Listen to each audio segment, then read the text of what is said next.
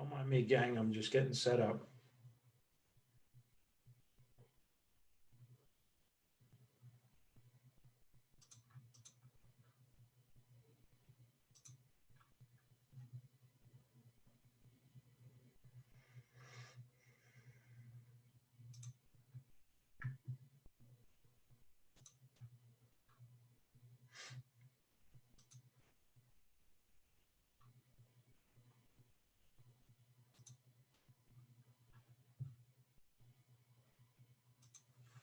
And I am back. Sorry, I was setting up Facebook Live.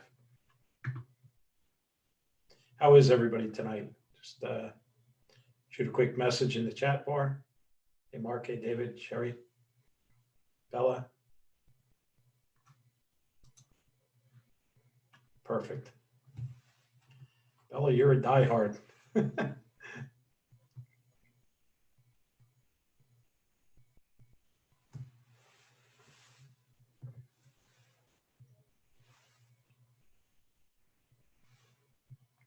Make sure everybody gets their, see my invisible glass? That's what the backgrounds do on here. They make funky stuff go on, so.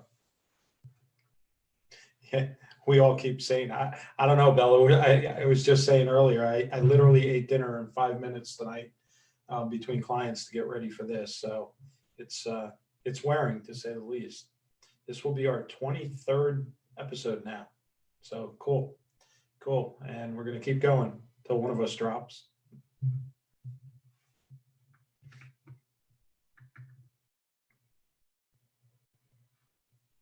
Does anybody have any questions before everybody gets online?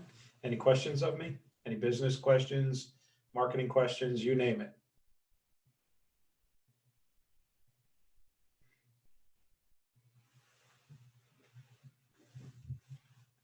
Let me check Facebook Live, see if people are jumping on there. Bella, who is your boss? Possibly.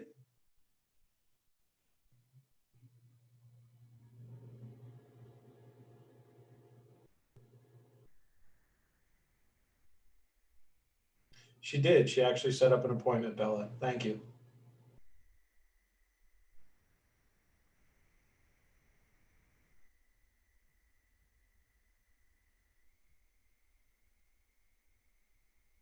Come on, phone.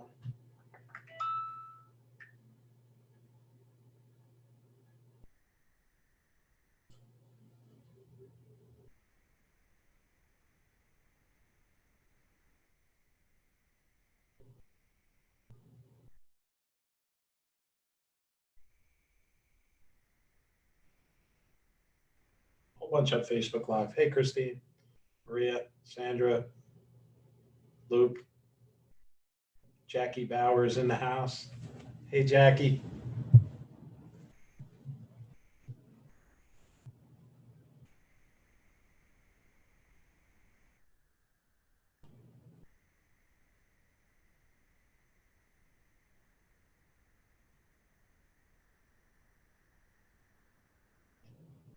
So Sandra, I'll have to find that out. I'm sure we could do it, but right now we have our own that does it. So it would just be redundant to do both, but I could look into that for you.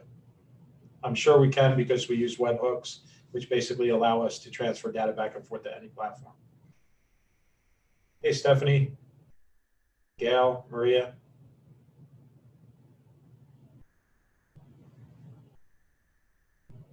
Let's see, Bella's at, we have plexiglass visors dividing us at Salon. Cool, cool, good for you. I'm glad people were listening. Get ahead of the game instead of behind it.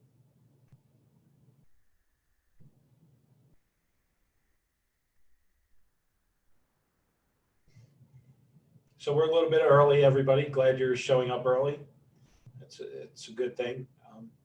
I apologize for last night with Stacey had a scheduling issue, so it wasn't an emergency, thank God, just a scheduling thing. So she will be on tonight, though. She promises, so we're going to hold her to that.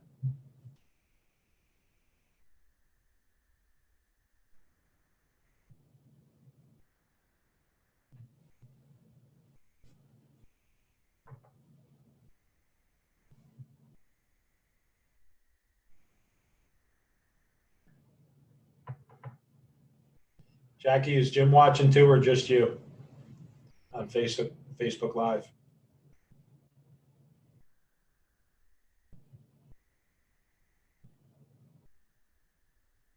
James Alba is watching. So you're in here, Alba, and you're in as a spectator again? Hi.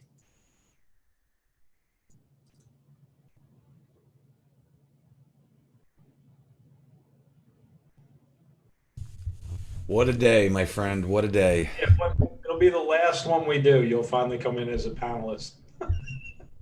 I got to go for the easy way in, you know? Dude, you want to talk about days? Today has been just that day. I thought my I have Mac been was going chasing my I have been chasing my tail all damn day long. to see. All right, so we're up and running on both. Your volume's really low, James. How's that? Go down a little bit. Good. Too low?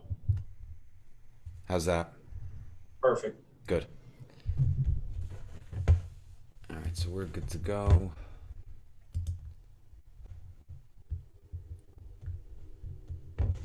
Well, Jackie, if Jim is busy, then you have a quarantini with us. It's funny, right? That's what we have to do on here one night. Not have any classes, just everybody get on live, not, literally on Zoom, on a panelist view for everybody, and just have a quarantini party. Listen, you got to do what you got to do. What's up, Steve? Let's see if I can do this. Trying to, yeah. Jackie, you don't drink quarantinis. You drink Moscow mules. I know you.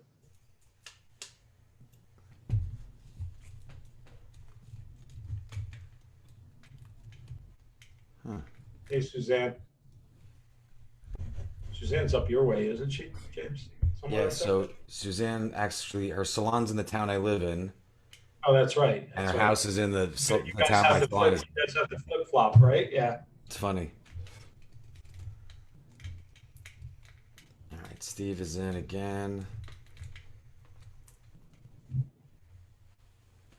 A lot of people are jumping in early. Everybody likes the before show. Last night we had an after show too. That went long, didn't it? Oh, yeah, it did. No, it was good. It was just Wife funny. must have been like, what the Yeah, hell are you what? guys? Oh, and then I was on the phone after that too. It's like, Oh yeah, of course, of course. That's why I didn't call you. I was getting calls too, and I was like, you know what? God, I got to go to bed at some point. I know. I know. And today was like non. I think my first Zoom call was at like 8:30 this morning with Italy, and then I was on. I just got off. I ran downstairs and scarfed something down and ran right back up. How did it? Yeah, I did the same thing. How to go with them? Good. Yeah, it's I mean, between obviously being Earth Day, so I had a couple of Earth Day Yeah, calls, and then I had my staff meeting, and so it was a lot of stuff today. So that's why there's a nice big glass of wine right here.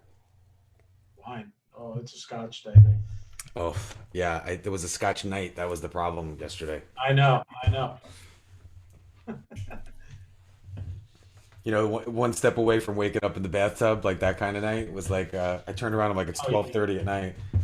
Phyllis, you're 100% right. We should have a huge. We'll have a huge Zoom party. So you got a couple of. So David had asked a question really quick about PPP money to pay your team as we train to come back and they still receive their unemployment. You cannot do both. The PPP, the idea behind it is you want to get them off unemployment so they can't double dip. Hey, Steve asked me, is it hard to roll out a membership plan with a commission salon?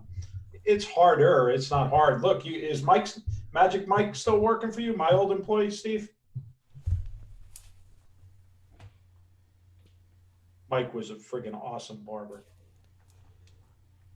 Still is. I mean, when he worked for me, he was awesome. Was working for Stratland. Yeah, so Mike knows all about memberships. He was brought up in my salon, Steve. So pick his brain. Of course, I'm here. I mean, Asbury's 2 seconds from my house, so.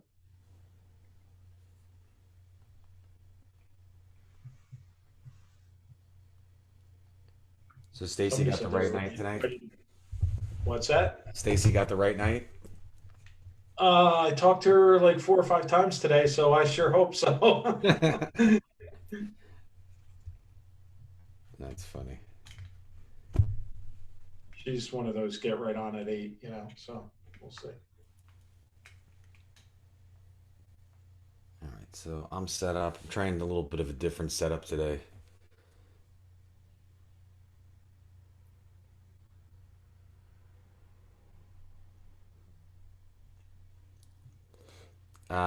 Sandra on Facebook had asked if you take the PPP and have to close again, can we furlough again after exhausting the funds? From what I hear, you can because you're not going to have a choice. So if you can't be open and you run out of the funds by the 30th, technically you wouldn't have any funds to keep them on payroll, so you'd have to furlough them again. But hopefully it doesn't come to that. I mean, I don't understand the whole thing. They're giving us the funds while you're on furlough, and you're supposedly not supposed to have employees there. So it makes absolutely no freaking sense whatsoever. Hey, Stacey. Oh, she's muted. I got it. There you go. Can you hear us, Stace? Yeah, I can hear you. I wanted to be early Perfect. because since I screwed up last night. It's okay. It happens. Believe me. We don't even know what night it is anymore at this point. This is our. Well, that's part of the problem. After Monday, it felt like Friday already. Groundhog Day every day, right? Yeah. Nice So- wine. I wish it was mine. It's a fake background, Stacey. Oh, well. Right. Gotta have fun with the virtual backgrounds. That's right. Oh yeah, we do have to have fun with it. Where's my I don't like Oh, the you virtual background, Stacey. Downloaded a new one? Mine is actually a real one, Stacey, but I think in honor of Earth Day, I think a little Lorax would be appropriate, right? That's nice. Oh, that's funny. Just can't move around too much because, Then your head disappears like Beth Minardi on the one the other night with the foil. She had foils on her head and her head was disappearing.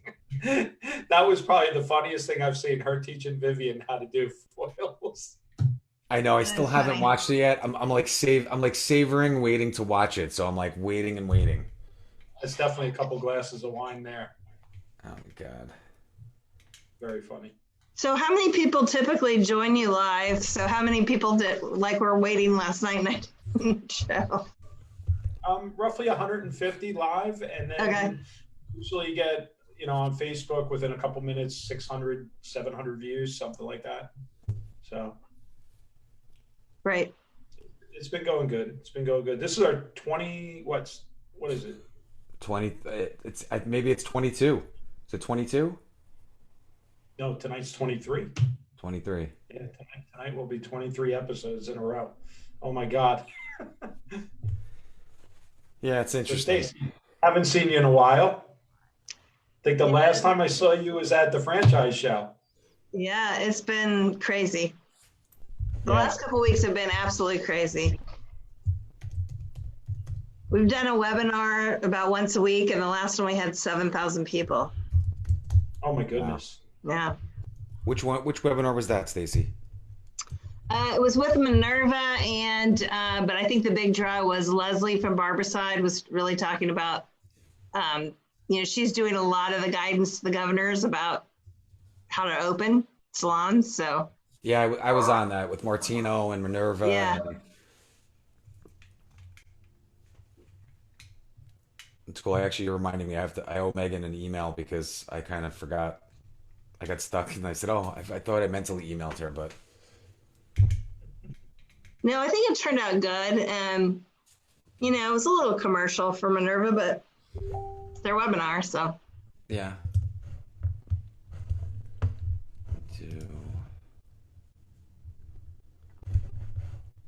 We're just waiting on Andrew, I guess, and we can get this show kicked off. All right, so I only have Facebook on. We usually get, just so you know, Stace, we usually start about 10 after. Just give Okay. everybody ample time to get in. We are on Facebook Live right now also. So Mary Wilson just joined. Hey, Mary.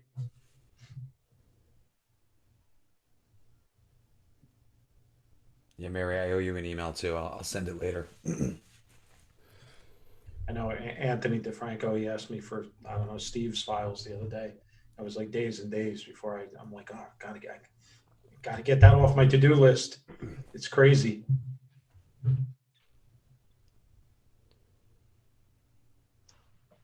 Yeah, it's nice that, Steve, I'm glad your bank rolled it out. Mine did too, but now there's no money. How nice of them. I will be switching from Wells Fargo, I promise that. I've heard that from a few people this week. Yeah, well, apparently from the salons we know that have gotten it, most of them have been through smaller banks or credit unions where they had they said you have to have a relationship where you do your banking and your checking, but we bank with Chase. And what's funny is we personally bank with them, the business banks with them, so a lot of money passes back and forth.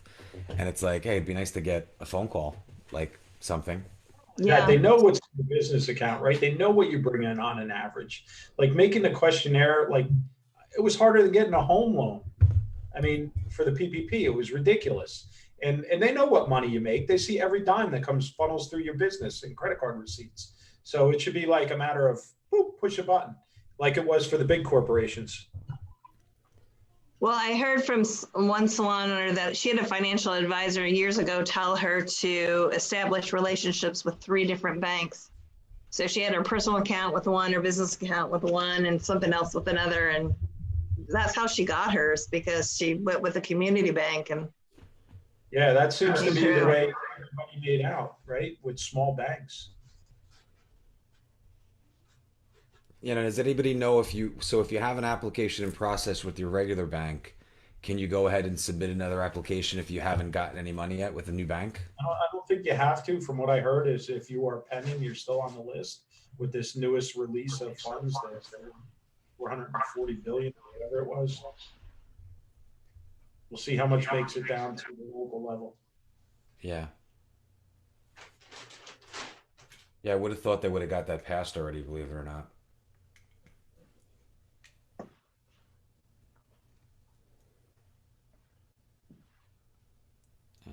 I need to open my door because my husband's going to come home from Costco and my dog's going to go crazy. So. I'm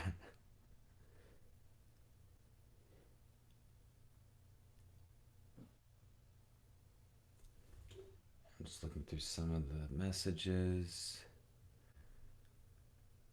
So I don't know if you saw Derek, Anthony DeFranco said he got the approval 2 weeks ago, but no money yet. At least he got the approval. Don't mind me if you hear noise in the background. My wife is actually taking the dog out now. Yeah.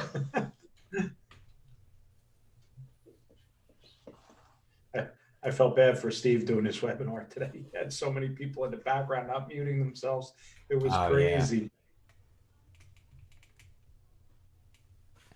I know he had a lot of people on that webinar too. I don't know, do you know Steve Gomez, Stacey? Yeah.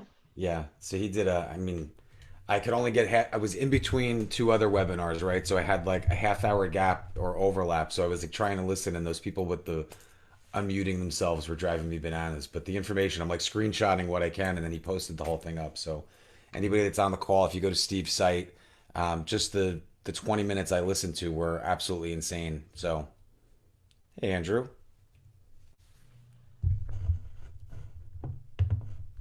Hey, Stacey. Hi, I'm here. Oh my God, I love your red chair. Thank you. How you feeling? Good? Good. Yeah. Fantastic. You look great. Thank you. James, where are you? I am in the land of the truffula trees with the Lorax. We speak for the trees today on Earth Day, so keeping it fun. Oh my God. Like those people that I wish I could like pet it,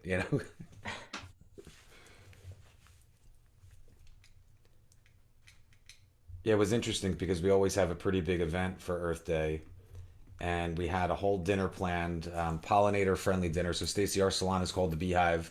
So we had, a pretty famous honey connoisseur that was going to come in and do a tasting for about 50 people at this really hot restaurant, one of the top 30 in New Jersey. Yeah. We were going to show a movie called The Pollinators. It's a new documentary at the movie theater up the street, and basically, wasn't it up for an Oscar? It's actually up for a bunch of different awards, a lot of international film festival stuff, and Sundance, I think they were in, but it was about, the state of commercial beekeeping. So it was pretty cool. Are you postponing that, or you just had to cancel it altogether? We had talked about in the beginning of this whole craziness, maybe we would move it to more of a harvest event, right? Which would be just as food appropriate. But I'm almost afraid to move it because we're selling tickets. It's part of a charity that we work with that supports CSA farmers. So I'm afraid with ticket sales, then you have to cancel it again and say, September or Yeah. October, and then you have a whole nother wave of problems if they won't let you do it with that many people. I mean, I hate to say it, but you hate to have this drag out into next year, but who the heck knows? Yeah, it's a problem. It's a problem with anybody that's trying to do an event. Yeah. Well, a lot of your big events all got canceled altogether. I mean, a lot of the coaches that actually do a lot of traveling outside of education, they basically lost their whole year. They said, hey, we're not even going to bother trying to reschedule. Same thing, ticket sales and things like that. So Yeah. I know they're watching with Intercoiffure for their October event.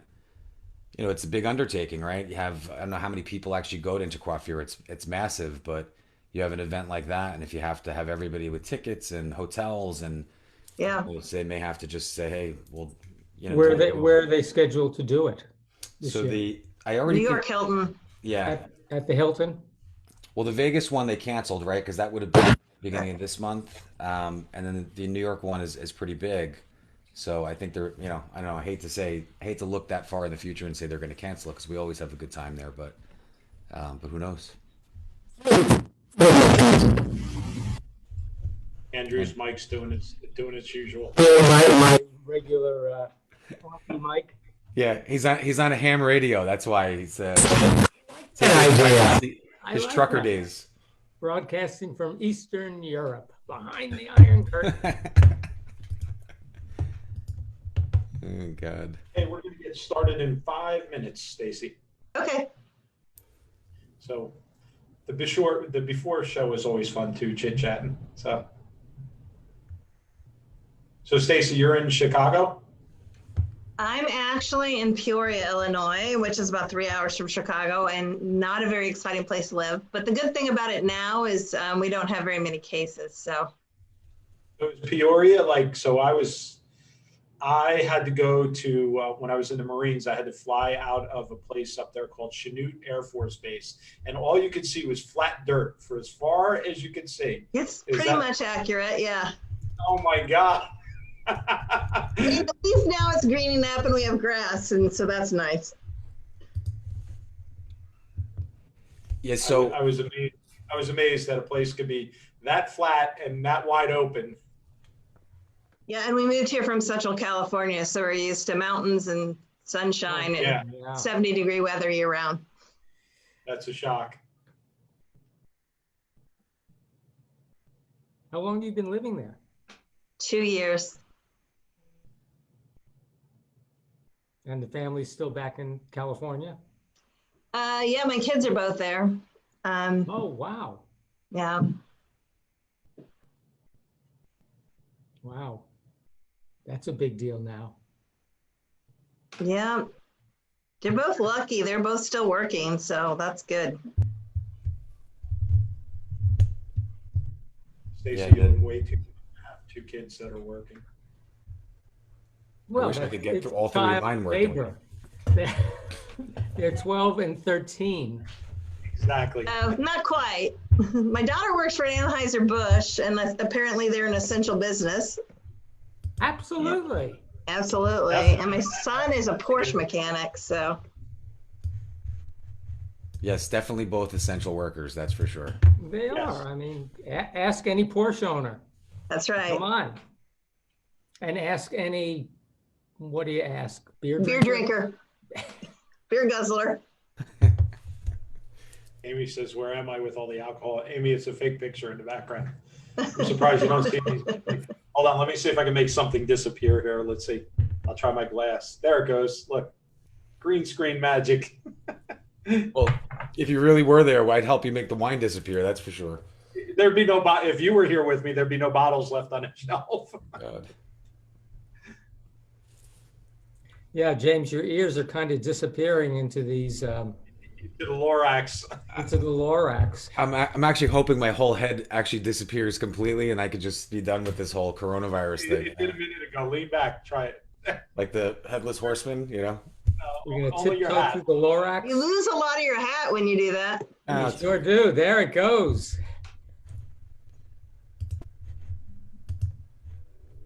We have Facebook tonight, Derek? We do. We are live. Facebook behaved today, so we've Oh, got. good. Can't see how many are on here right now. We've got 50 This on would be like Facebook 100. and another 50 something here.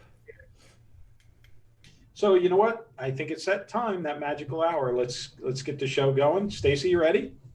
Yeah, do you guys chat first, introduce me? How does it work? I'll introduce. Andrew and James will mute. James runs the tech. I'll introduce you and I'll place it in your hands. You can do your screen share and tell everybody a little Perfect. bit about your. Hopefully, everybody on here knows who you are. I mean, unless you've been living under a rock, but that's okay. So, but let's get the show rolling. Guys, mute your mics, please. Not you, Stacey.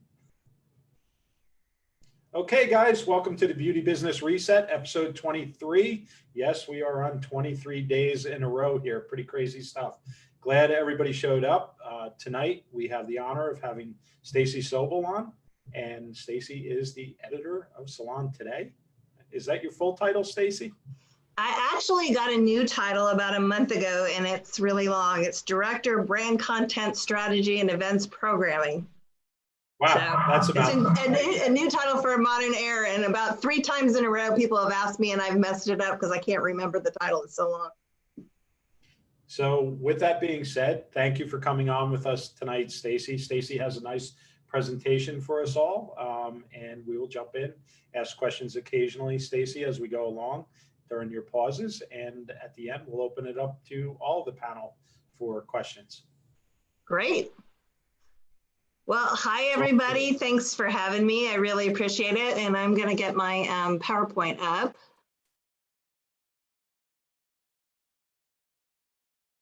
And I was asked to talk about the ways technology is going to keep salons strong in a post-COVID-19 world. And I'm actually going to talk a little bit about how I'm seeing salons embrace technology right now in a new and different way to get us through this crisis. And then I'm also going to talk about some of the innovative things I think salons have been doing to embrace technology and really carry their businesses further. And the biggest thing about this crisis that we're in right now is that, you know, as we move through it, the only thing we really know for sure is that it's going to be a constantly changing situation, and it's full of a lot of unknown variables. And that includes, this is my homage to like what my actual roots look like right now. But some of the unknowns is we don't know when most states will reopen. We know Georgia's opening on Friday. Maryland has some limited openings. If you are an essential worker and you've been deemed that you have to have a haircut, you can go in a salon now and get a haircut with a letter of permission in Maryland. So there's different things are happening in different states. It's really hard to keep track of. And most salons, even if they have an idea when they're going to open, they don't know yet what the restrictions will be on them. You know, how many clients they can have in this salon at once, how they're going to try to do social distancing, if they're going to seat people on alternating stations, if they're going to have to wear gloves and masks. So there's a lot of unknowns out there. And then the real key thing is we don't know how clients are going to react when they come back to the salons.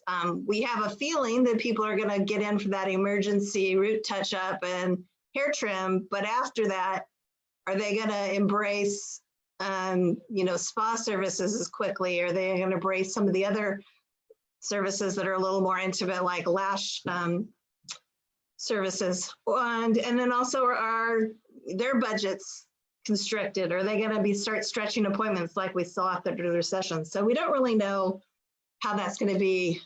So really for salons, I think to succeed in 2020 and beyond, they're going to have to be nimble, flexible, adaptable, decisive, and quick. And I started doing these Zoom one-on-one interviews with salon owners for the past 3 weeks. I've done one a day. This was yesterday. This is Brian Nunes, and he was doing color kits, not selling them though. He was giving them out to his clients for a donation to charity to feed hungry children in North Carolina, because we know school-age children that were getting most of their nutritional needs from school are being impacted. So he put together this cool charity, and he dressed up as a fairy and was giving out the color kits and called himself the Hairy Fairy. So I think that's just like embracing the situation and doing what you need to do to get through. I first want to say that I am not a technology expert. I don't work for a technology company or a software company, but as the editor of Salon today, we cover technology very closely year round. But we also do an annual technology issue, usually every July and August. And in that issue, we always do a roundup of all the software programs and technology tools that we can get our hands on. And so we're looking at everything that's out there and how it's kind of moving from the system. And then we also do, or we did, we're not doing it this year because it was scheduled for May, but we do a show called the Data Driven Salon Summit. And it's really about the metrics that you use in your salon that you study and how to embrace those and use them to propel your success. But of course, that's related a lot to technology. So we ended up having some of the biggest gathering of technology companies there the last 3 years. And we're looking forward to doing that again next year. And, you know, hopefully we're looking at some opportunities to maybe do that virtually this year, but unfortunately that was canceled. So I want to start talking about the first ways that I'm seeing technology really being used. And of course, right now, it's communications. And people are really embracing tools that they haven't used before, like Zoom, like this Zoom call, but private social media pages to communicate. First, it's the team, you needed to communicate first and get all that information out. So they're using private social media pages, project management apps, team-facing apps, group texting, Zoom. We're seeing a lot of Zoom pajama parties and wine sessions and just team get-togethers because they miss being around each other. And then video tutorials, you know, they're taking people in the salon that have one expertise, maybe in updos, and having them teach classes using Zoom to the others and trying to use that downtime productively. And this was, the picture was from Rowena Yeager's salon. She actually encouraged all her people to send in pictures of what they were doing. I just like this one that the stylist was having a girls' night in with her mannequin heads. But the virtual staff meeting has become, you know, where they call in and do updates and check on each other. They do the celebrations. They're celebrating, you know, each other's birthdays and anniversaries and other things. Ginger Bay had an anniversary of their salon. I think it was 27 years. And so they all did a drive-by with the owner and brought her toilet paper and paper towels as a gift. So they're doing some really innovative things. And I talked a little bit about the classrooms already. But I wanted to also share some ideas that I've seen over the year that I thought were really genius. So Maximum FX Salon in Austin, they wanted to generate a lot of blog content for their website. And it's a hard thing for an owner to stay on top of. So they had a big staff meeting. They gathered everybody. They kind of just did a big brainstorm on topics that we could write blogs about. And then the owner used the Basecamp app to kind of as a project management app. And so whenever a stylist like had a no-show or they had a little extra time, you're supposed to go look at the app, pick a topic and write a blog. And I just thought it was a great way to just foster a lot of blog content. And, you know, they did have an editor that kind of would edit every piece and make them consistent, but it was just having the expertise of the team to really write some of that great content. I don't have my clicker, so I'm sorry. It's scrolling through each one of these slowly. So also technology has been a big way to communicate with clients right now. If you're not doing a lot of social media, this is a good time to get into it and experiment with it. I think you have to be careful with your tone. If you were very big on social media and you were doing a lot of hair posts before, I think you have to kind of change that tone and address the situation that's going on. And just kind of mellow that content. But group texting is big. Textel is a software capability that takes your landline and makes it text enabled. So your salon line, people can text in on the salon line. And it was being used mostly for appointment confirmations, but just a couple of weeks ago, they announced that you could do big group texts with it. So as you're rolling through this and you know when your salon's gonna open, that's a great way to use that kind of technology. And then it's a good time to explore your software's marketing capabilities. If you aren't using all of that, get into that right now and learn it and learn how you can use that. Email marketing, of course, I don't think emails is as effective as some of these other things right now, like social media and texting, but you do need to put a component of all these things together to hit people on the different notes. And a lot of people use technology to do digital newsletters and websites. We talked about the blogs just a minute ago. But don't underestimate, and this is not a technology piece, but don't underestimate the power of a handwritten note. I'm seeing a lot of salons really touch their customers really closely right now by when they do a retail pickup, putting a personal note in there just to tell them that they miss them and they're thinking about them. And it's getting a lot of great reaction. So some of the other innovative ways when you're back open again that you can communicate with clients is with a client-facing app. And there's a thing called beacon technology. Beacons are little things that you can put in your salon, but they sense, if someone has your salon app on the phone, they can sense when they're in the area. So either if they're walking by, you could shoot a marketing message and tell them to stop in because you've got a special on a certain product, or it will also tell you when they come into the salon to check in. So that'll alert your barber or your hairstylist, and this is from the Ultimate Barber in Alexandria, and he's showing on the watch that a client walked in and it just tells him that your next guest just got there. So it's a really cool technology to do with a client-facing app, and it also allows you to send marketing messages out. So that's great too. I talked a little bit about how the teens were using video tutorials, but we're seeing a lot of salons embrace these now and actually charging money for them. So I had one salon tell me that they would, with a tutorial, have the client take them in the bathroom, show them all the products that they have in their bathroom, and then they would walk them through how to use different products on their hair and get through right now when things are tough. They're showing them how to use the color root sprays. They're like looking at their hair on the video tutorial and helping them choose which color spray to use and order, and then matching that with a retail order. And there are some salons that are doing hair color kits, and they're showing them how to do color online. And then I've also heard of a couple of salons that are using them right now for skin consultations. They can really have a good one-on-one about your skin issues and put together a retail kit and send it to you of the things that you need. So they're charging for those video consultations, and they're also using them just in combination with selling retail and getting more retail sales going. We talked a little bit about changing the message right now. I think things that I'm seeing that are really resonating are messages of gratitude. When we know reopening dates, obviously let them know about those.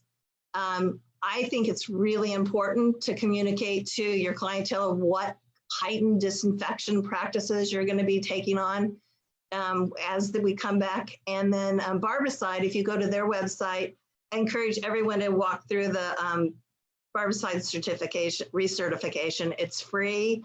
It's been a few years since you graduated from cosmetology school, I think it's really valuable to do that right now. And they're going to have a new certification in a week or two that's COVID-19 specific. So you can get those, then you'll have it, you can download a decal that you did it, and I would promote the heck out of that on any social media that you've got, and put the decals in your window and let your clients know that everybody has been certified. This example here is from Interlock Salon. I just thought they did a really nice piece where they talked about we get it, and they're really encouraging their clients to wait, to go, to color their hairs, wait for their stylist.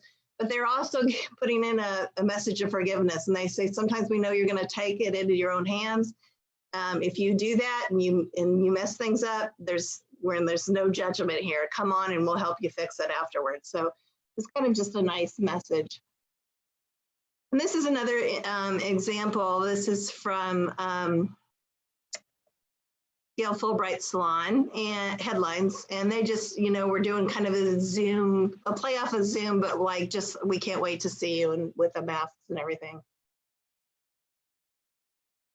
So my next point after communication is, I think technology is playing a bigger and bigger role in the way that we're educating in the industry now. And that's really important for advanced education, to keep those creative muscles stretched all the time. And the ways we're seeing virtual education, well, one, it's great. It'll save, especially now when you can't travel, it's really critical. But also, if you have a budget, and a tough budget, it saves on travel costs.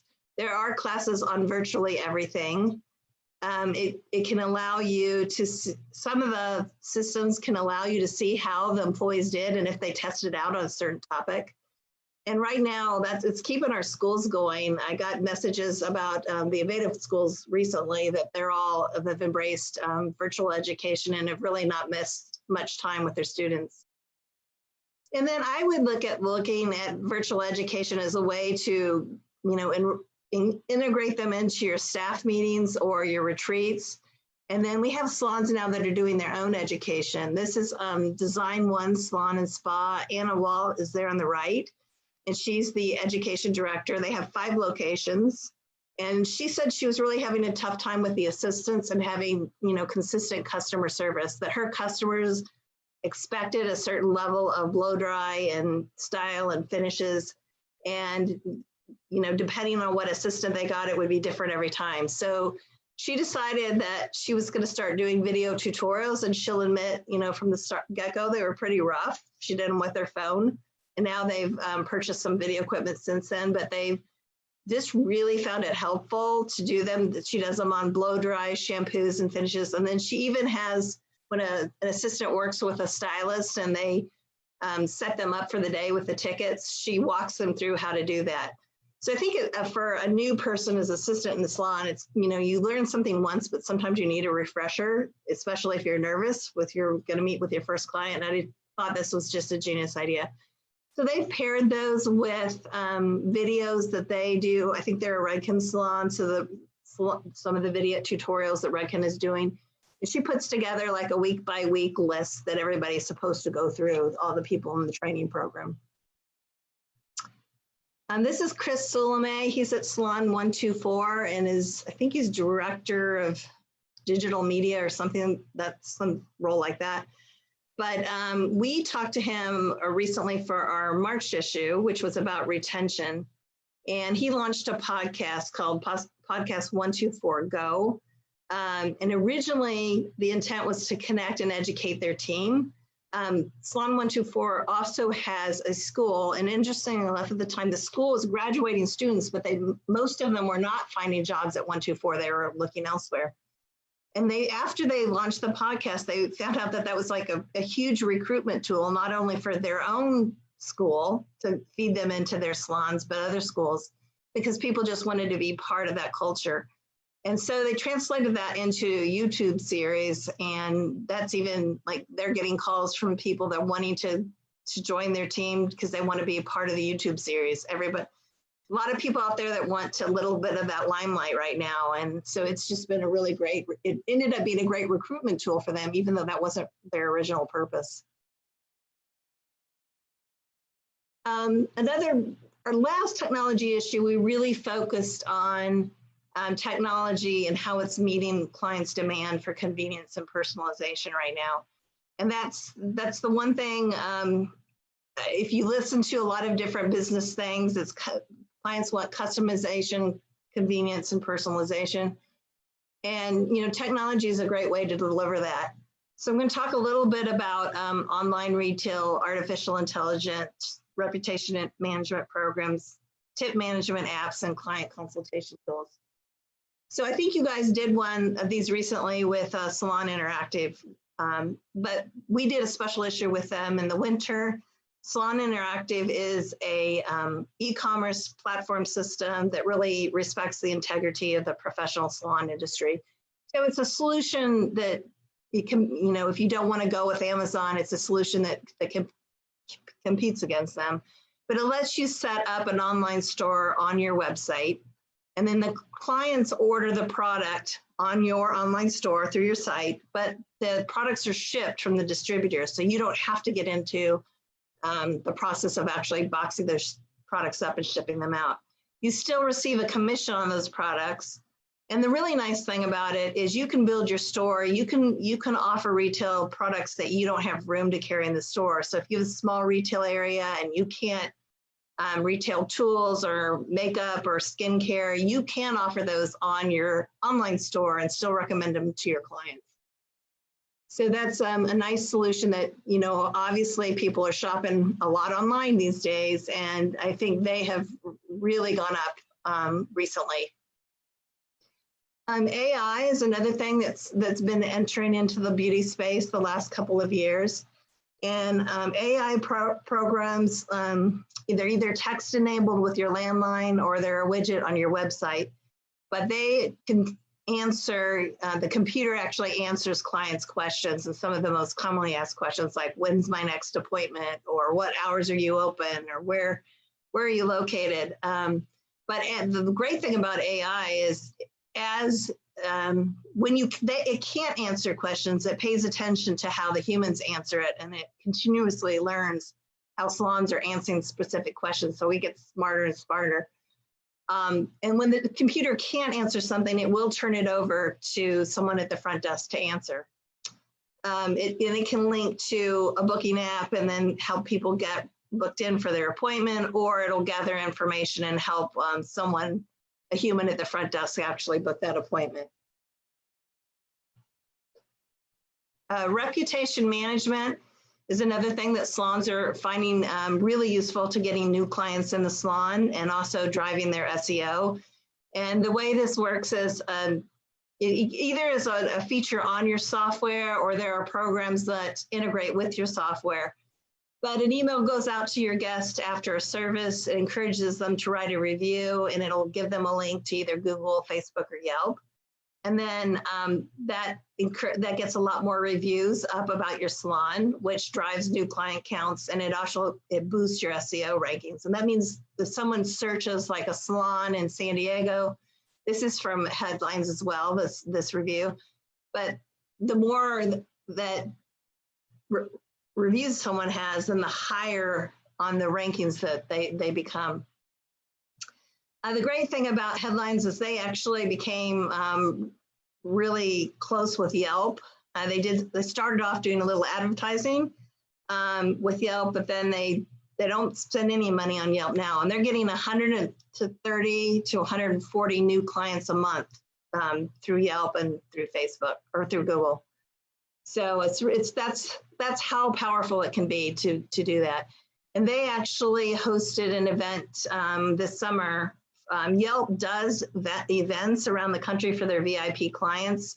So they chose Headlines to do an event at, and so they had like 100, high profile Yelpers in the salon for an event. So there's great marketing there.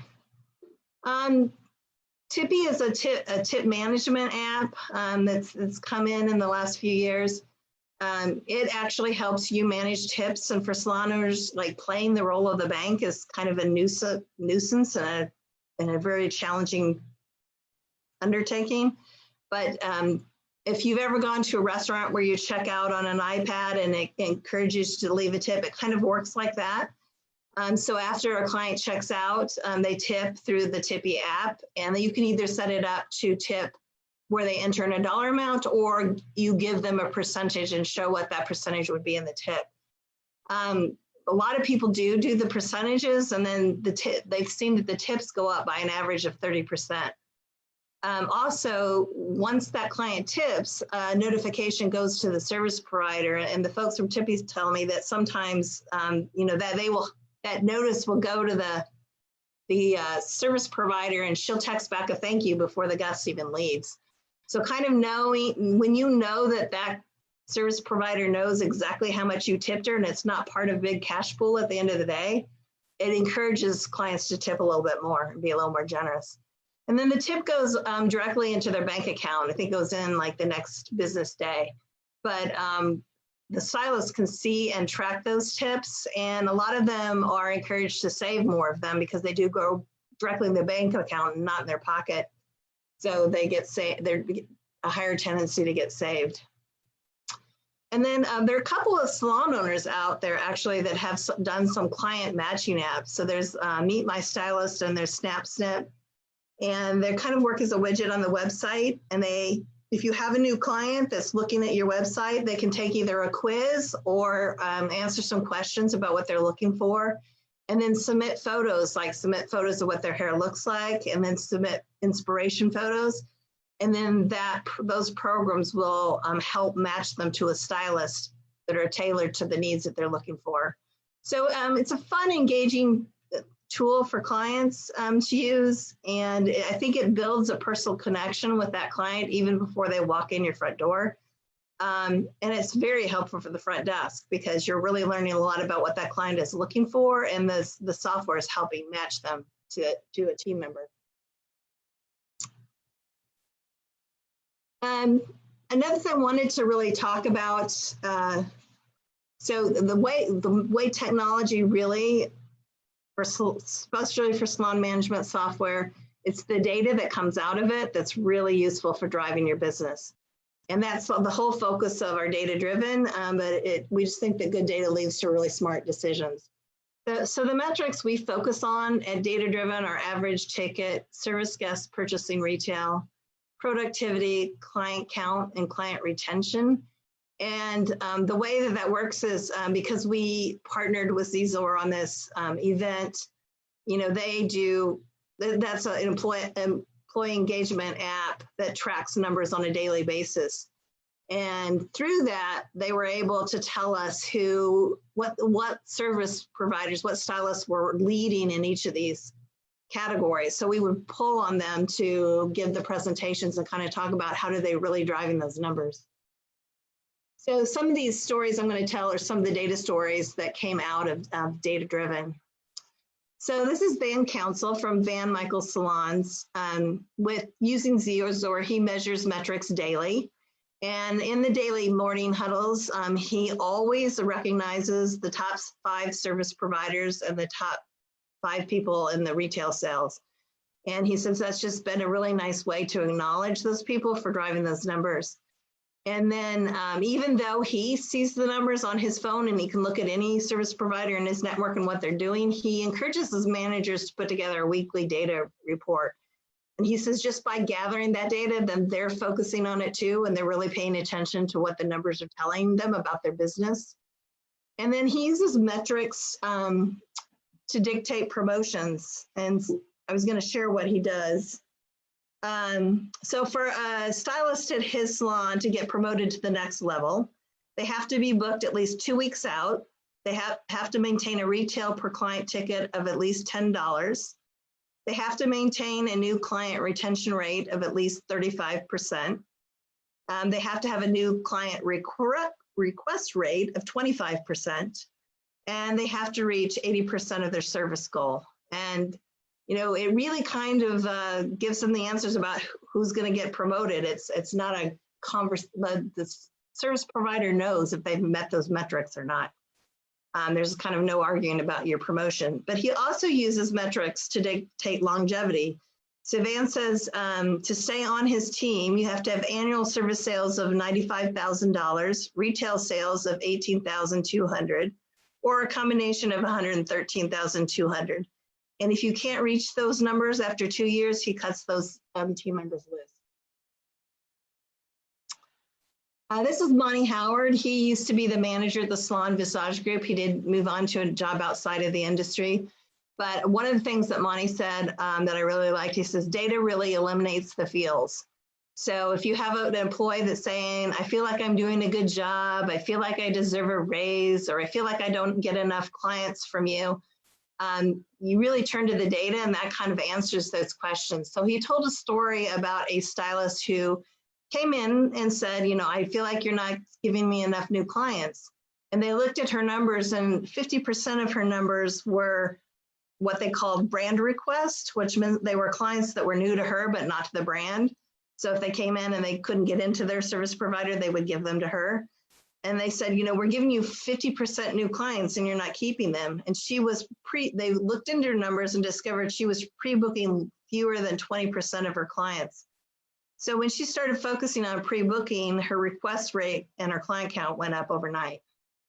But, it wasn't Monty that was criticizing it. He was like, let's look at your numbers and let's see what they're telling us that they're doing about you. This is Allison King. She's with Hair & Co. in Brooklyn. And she really starts her annual goal setting meetings out by sitting down with each team member and asking them what they want to achieve that year. So, that could be they want a certain dollar amount, or it could be I want to, buy a new car, or we really want to try to get a house. And so they plug in the actual numbers from the year before and look at what that person needs to do to get those new goals. She'll talk about if that's realistic or not. And if they think it is realistic, they'll break that new goal into months and then weekly goals. So that team member needs to know how they need to hit each week to achieve that goal in the end of the year.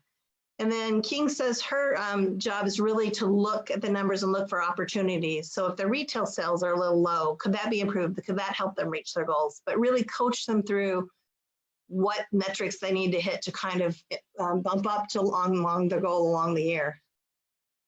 Robert Cromians tells people in his organization, if they say that they don't like to pay attention to numbers, he says, if you don't like numbers, I can pay you in smiley faces. So he says, measuring the numbers really gets attention, it gets the team's attention on that, and they know that that's important. And then simply by looking at them daily, he's seen team members really take off and grow, that they just kind of compete on their own. And then he's discovered by looking at the metrics, they found an interesting thing about their organization. They discovered that new client drop-offs after 5 visits were just dropping off really dramatically. And he said, when they really looked into it, he said it was a lot like a first date. That first time you meet with a client is like a first date. And by the 5th time, you're not opening the door for your date anymore. So they really coach their team in like trying to treat that client like a new date every time, even after 5 visits, and they really improved that drop off. And then Robert thinks that the metrics are so important, he actually interviews graduating cosmetologists by asking them about their numbers. And he's really looking to see how well they were trained in school on their numbers and how well they understand them. And that's one of the factors that he's hiring them on. This is China Wong. She's from Salon Spa Debut. She's averaged 20% annual growth for the last 14 years. So she says she does that. She doesn't wait till the end of the year to kind of figure out how much she grew that year, but she really figures out she wants to grow 20% every year, and she sets her numbers to do that. So she'll look at the previous years, she sets goals for that, and then they'll do a lot of adapting on their new services or their new retail initiatives based on trying to reach that number. So one year they brought extensions in, and that helped them get to that number. She celebrates the high performers throughout the year. And then she has something called the Rising Star Club. So she kind of identified the 16 people in her organization where she thought they had the most opportunity to grow. And they started meeting with them weekly. Her education director would meet with them weekly and really do projects and things designed about trying to reach that growth. And they really made some big improvements with those people, and then grew the salon overall. This is Harry Wood. He's with Van Michael Salons. He only works part-time in the salon, but he still brings in $60,000 a year in retail sales. And he really has an interesting approach to, and has written a book on it, but an approach to how he sells retail.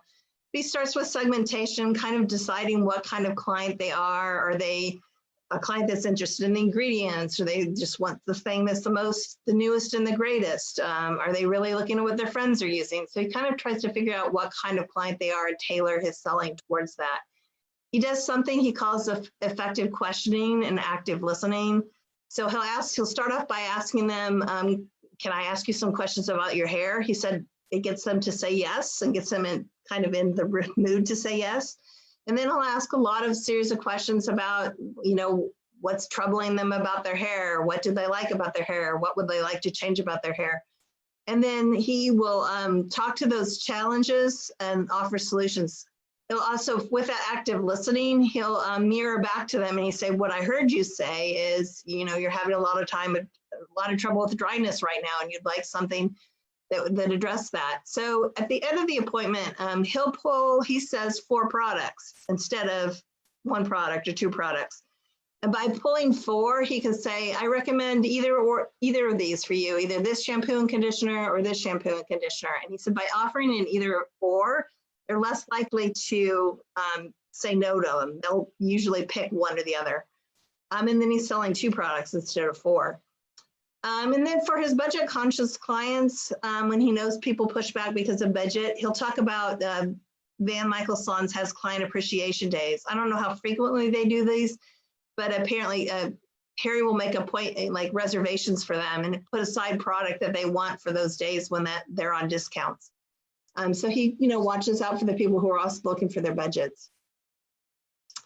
This is Jill Craven. She owns Jill Craven Hair Design in Canton, Georgia.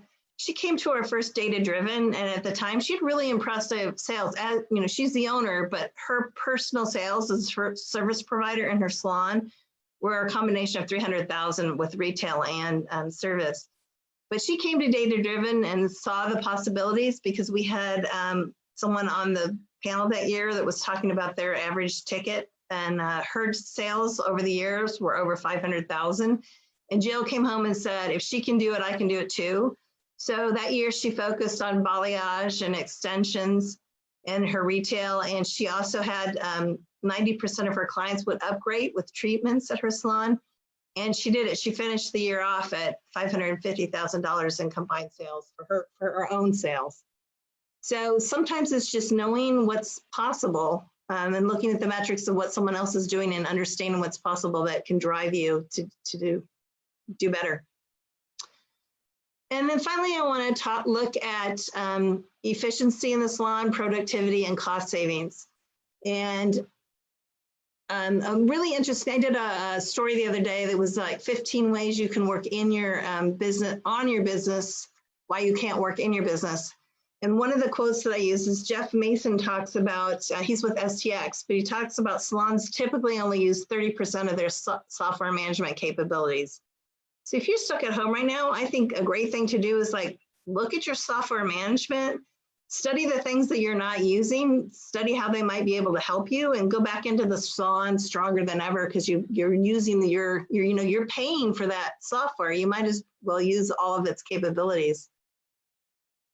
So some of the things that, most of the softwares offer, they all have appointment booking of some kind, but a lot of them have a strong marketing functionality, some kind of a reputation management component, reporting. Lots of them offer lots of reports, and lots of salon owners don't understand what those reports are telling them, but use the time now to kind of study those and understand them. Appointment confirmation, which can really help you not have no-shows. And then employee engagement, like some of the softwares have scoreboards that people can see how they're way against other people in the salon, or they use another service like Zizor. But really explore those capabilities of your software right now. And then there are other software technology tools out there that we talk about in our technology issue. There's things for employee recruitment, there's Canvas Recruits, Launch, and then Modern Salon is working on a job board. But they're really finding that salons now can recruit nationally, kind of depending on where your salon is. And if you can use that as a lure to get people to come, they will come from other areas for a great job opportunity. And then through some of these platforms, you can actually recruit by specific metrics. So if you're looking for someone who really does great retail sales, you can put that in and search for someone who's looking for a job that has proven that they have great retail. And it's streamed for the salon. It's more efficient because it really streamlines that interview processing. You can really go through a lot of applications and knock them down before you even make that phone call. And then a lot of them now integrate to the stylist social media. So you can even look at their work before you give them a call. So it's just a great way. And then of course, it works in reverse. Salons can also put up their opportunity, talk about their culture, add in pictures of what it's like to work for them as well.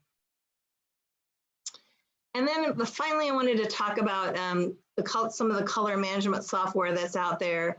The ones that I'm aware of are Visage, SureTint, Clicks, and Salon Scale. And these are really, people are really finding a lot of cost savings with these. They store, the software stores the client formulas, but in the color processing area, it also helps the technician mix the color. And then once they've used it for the first time with the client, they bring the bowl back and they remeasure that bowl. And then that helps the computer calculate how much waste there was.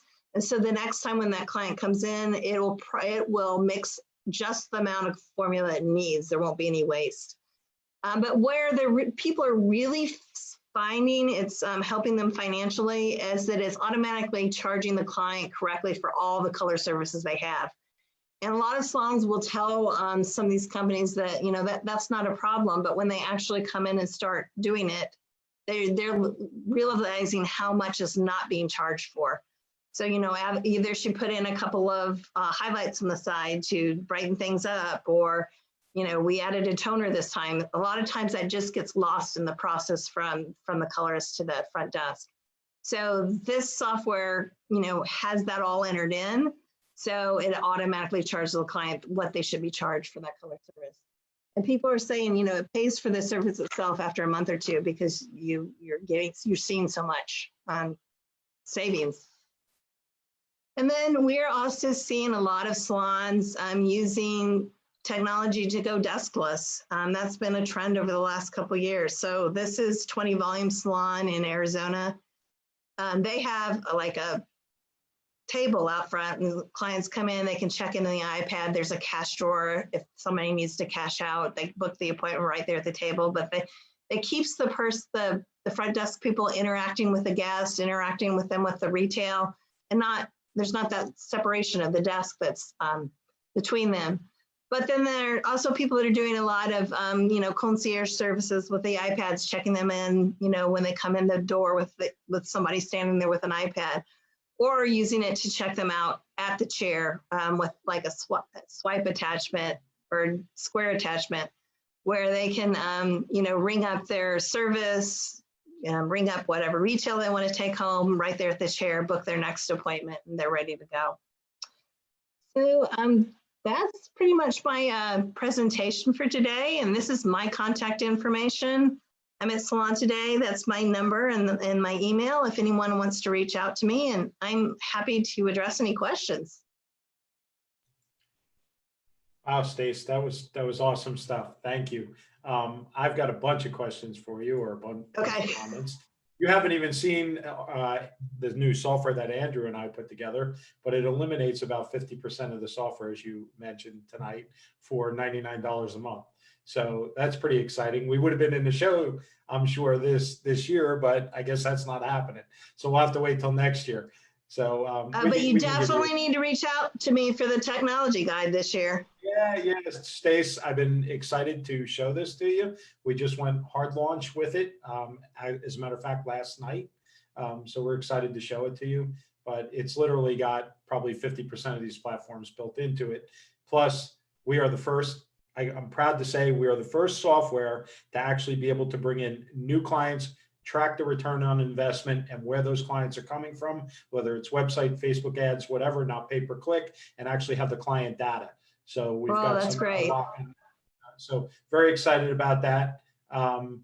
People are asking questions about all these softwares. So guys, all the softwares that Stacey mentioned tonight are fantastic softwares. You know, there are the bad ones out there, but I don't think Stacey mentioned any bad ones tonight, to be honest with you. You know, you have to do your research. Yeah, Stacey, and I want to say I'm not going to endorse any particular software either with this presentation, but we do that.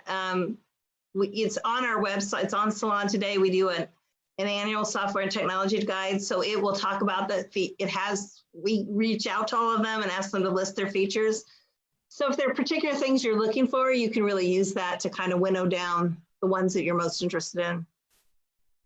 Yeah, so I know you mentioned Salon Interactive. We had your working partner Steve on 2 nights ago, right? So that was exciting. I'm sure he was enthusiastic, right?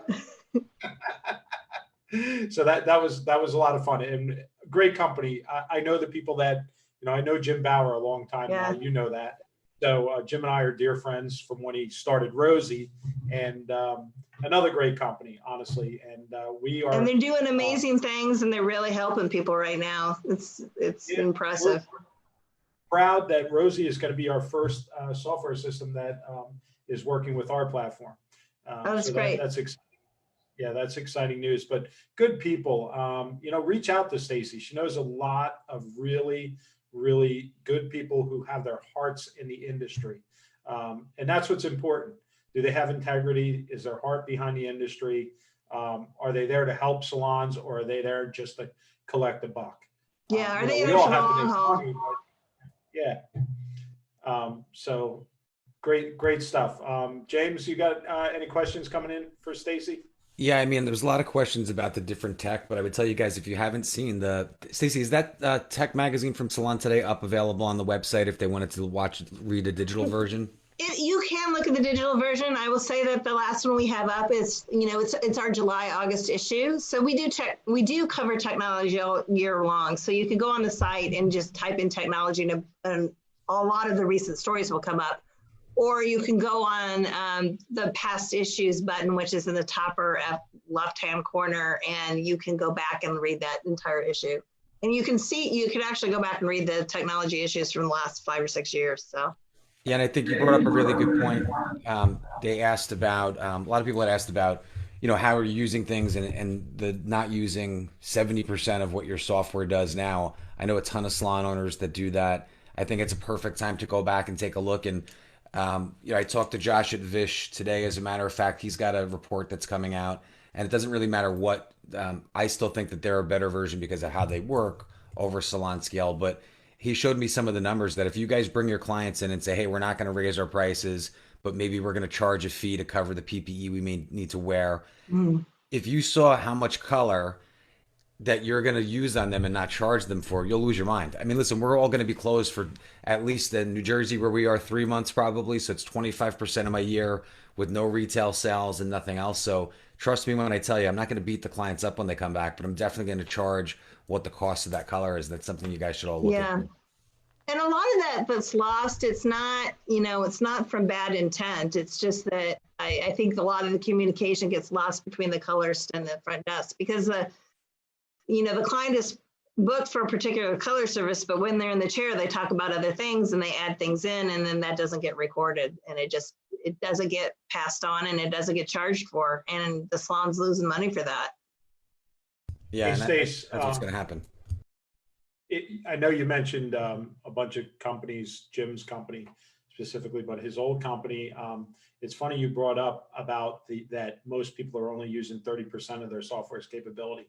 I just want to get it out there that the folks over at Rosie, and that group with Boyd and everybody, they offered anybody that's using Rosie right now, they want you to contact their account manager, and they will go over your account to see which features you are using, which features you are not, and teach you how to use the software at no cost. You all have your own salon account manager with Rosie. Get on the phones, book those appointments with them. They're there to help you and help you use features that you might not be using to succeed, right? So that's kind of a free thing. They want to give you some free education. That's an amazing offer. Yeah. So I thought that was very nice of them. I mean, obviously it's their software company and they want you to make the most money out of their software. Also, I had a comment about Rosie, just because I know this recently. A lot of you had complained about Card Connect in the past. A lot of software companies use Card Connect. Rosie actually has their own processor. They listened to your voice and went out there and got their own credit card processor. So you didn't have to deal with that nonsense. So now they actually own the credit card processor. So they have a meet or beat guarantee. So if you have, right now you're paying more money for a credit card processor, they guarantee they're going to meet or beat that rate. So get on the phone with them, guys. If you are a Rosie customer, I'm not telling you to switch. If you want to switch, that's great, but just great people. I know Stacey knows them. That's why I brought that up. Absolutely. James, what else you have coming in? Oh, sorry. Somebody had asked about the tipping. I know you had mentioned something like Tippy on your slides there, Stacey. one of the things I would tell you guys, we did talk to Tippy, or we talked about it yesterday on the show. They actually have a virtual tip box. So we had been contacted by some Tip it clients that said, forward. yeah, tip it forward, which is no cost to you guys. It's a link. They can set it up for you. They're happy to do that. But we've had clients call and want to leave a tip for a stylist, even for out of service. What I will tell you is that they've checked this with the IRS. If your salon is closed and someone decides to leave a stylist a tip, it is a donation. So it does not have to go through payroll. It will not affect their unemployment or anything like that until you do open up again. So I thought that was a pretty cool feature. And then the only other question, Stacey, I had on was if you're going to make the slides available to the group if they wanted to go back in and Sure, take a I look can at do them. that. Thank you, Stacey. I'll post them up in the group. So, folks, while we have Stacey on here, Stacey's got her finger on the industry, we'll say. So let's, any questions with regard to technology, or it may Or not whatever. be technologies, anything.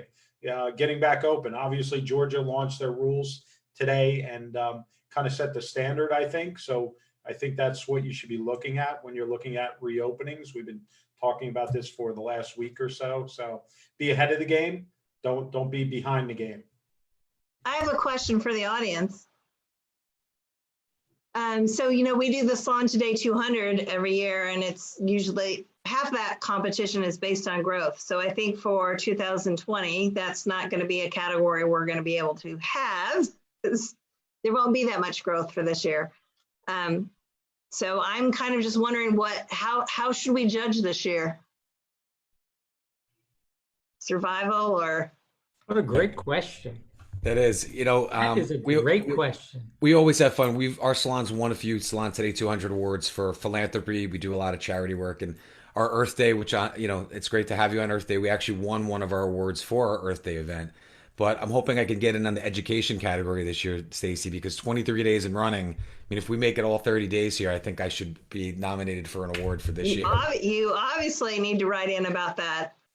But that may, you know what, if I can give you a suggestion, hopefully, so the groups are saying staff and retail retention would be good categories. I think education wise or staff communication, maybe sort of break out some of your categories that are lumped in together would be kind of cool, because even being able to utilize Zoom to have our staff meetings has been great. And we get to see everybody's face, and we are going to work on some creative ways to get clients involved in that. But it's hard when even our staff hasn't had their hair done and their kids are running around and dogs are going bananas. So we're working on it.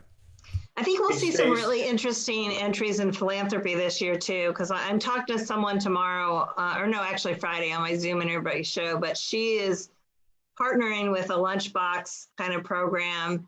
So she's soliciting her clients to buy gift cards, but for nurses.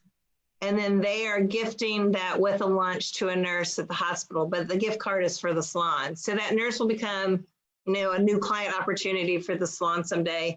But the client is actually giving, to the nurse, to the healthcare workers right now, which is so important. Yeah, what Rebecca said, what if the teams nominate their boss for a Salon Today? Yeah, that could be a good one. I think you need to maybe do a sustainability program, but not on the old sustainability, right? A new one that says, how did you sustain your business through this, and an award. Yeah. No, that's good too. There's nothing like a crisis to make people get creative, and we're seeing a lot of that out there right now. That's what I love about this industry. So a whole bunch of new ones coming in. Can you see the comments, Stacey? I don't see them now. Is it because I have my slides up? Should I? You can if you want, and then you should see the live comments coming in on Zoom. How do I stop sharing? Down at the bottom, there's a button that says "Stop Share." Should be at the bottom. I'm not seeing the buttons at the bottom right now. I don't know why. James, where is it on the presenter? So if you're full screen, Stacey, just hit escape so it shortens your screen, and it should show up on the bottom. Okay.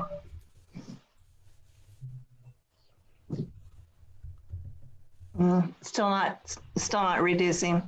I don't want to hit the X at the top because I don't want to. Oh, there, now I see it. Well, it's just off. It's just letting me share something else. I just killed it. So Okay, thank hold you. on. Oh, now I'm I'll seeing go them. back in. So now you should see mine, and I need to stop my share. Hold on. There we go. How's that, There. everybody? Better? Yeah. Perfect. Let's see. So another question just came in from Rebecca. You know, the deskless checkout type of thing. I know you had mentioned a few salons. What's your experience in seeing that, and how do you think? And the only reason I say that doesn't mean put the cart before the horse. I think we're going to have to be cashless and deskless in the beginning. Yeah. Whenever you're able to open. So, in terms of the customer experience, how have they responded to that? Have they felt like it was a good thing? Were they a little uneasy about it because they're so used to and conditioned to walking up to the desk? She did this in brand new salons, so she built them that way.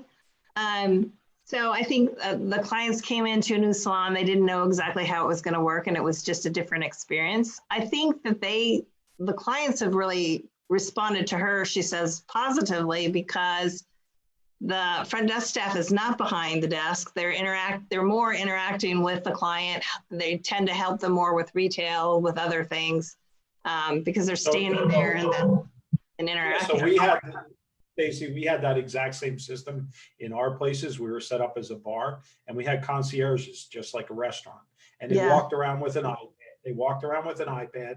All it did was eliminate the barrier of a front desk. Right. A front desk is a barrier between you and the guest. If you're walking around like whatever you want to call it, concierge, hostess, guest services, whatever you want to call it, with an iPad, and you're taking appointments while they're in a chair, you're interacting, it kind of creates more of a team environment. And I love that myself. And I think eventually it will be the way of the future. Stacey, let me ask you, because there are many smaller salons in America, right? Right. 3, 4, 5 people. And many of these places really can't afford front desk. So everyone is jumping in and handling the phone. Or are there any new technologies that allow for a consistent experience for a smaller salon? When you've got multiple people answering? When you have multiple people answering. I'm sure there are. I haven't given that a lot of thought. So nothing's jumping to mind right now, but. Or when someone comes to check in, could you use, an iPad? Yeah. And have a system like that gives a consistent, I mean, I think, looking into a software system that allows you to use things like an iPad or even a phone where everybody has the phone and can see the schedule at the same time or look at the book on their phone. I think that would be something that would work well.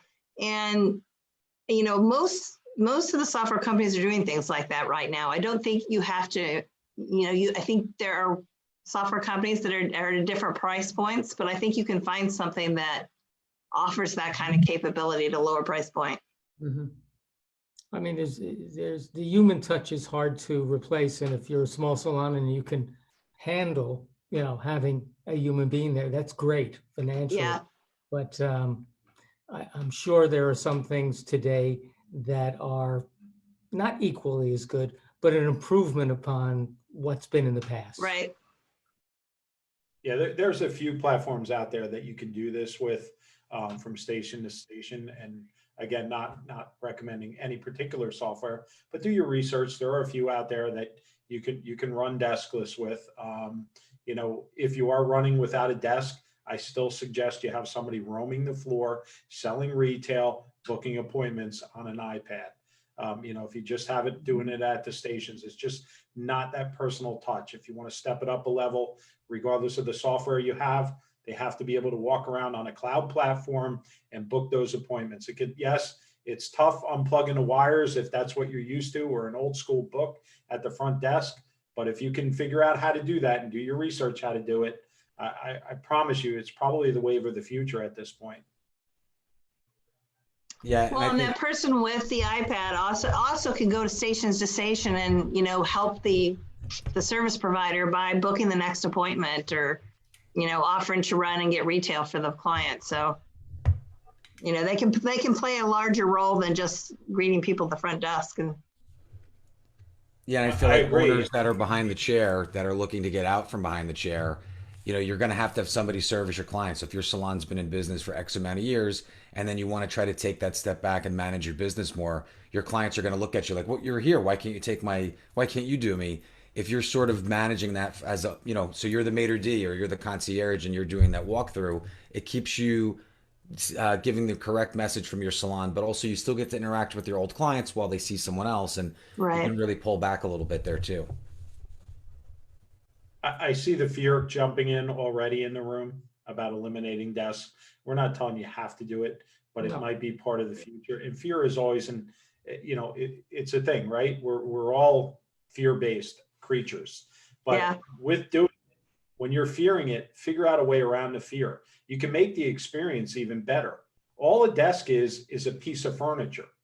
If you take that same person and you interact them with your clients in a more personal way, you've just eliminated their fear because a barrier is a desk. Just trying to get that in your mind. I know it's hard to get it out of the school, right? We've been, oh, that owner did this, that owner did that, and we're all on the hamster wheel.